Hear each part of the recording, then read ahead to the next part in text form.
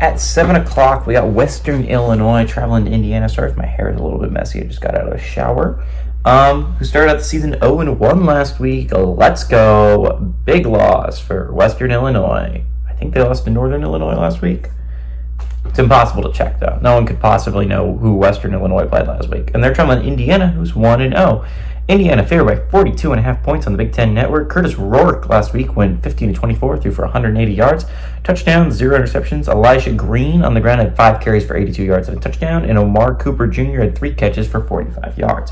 So I think what this game is it's a nothing burger. It's by far, there are 4 football games on tonight. This ranks dead last. Unless you're an Indiana fan, which is like, I feel bad for you guys, but BYU SMU probably going to be a much more competitive football game. Same with Northwestern and Duke later on tonight. Not to mention there's an NFL game on. I think if you're watching this game, you're just there's real football on tomorrow. And if you're really that desperate for football, there's 3 games on tonight that are way better. But Indiana, I don't think is the greatest team, but they're playing really bad opponents early on. I could easily see them starting 4-0, which is pretty good for Indiana. I don't know. I mean, I don't think they're very good, but I mean, who really knows? Indiana, we don't see them play anyone for at least a little bit. So, I mean, ideally, that is how your schedule goes if you're Indiana.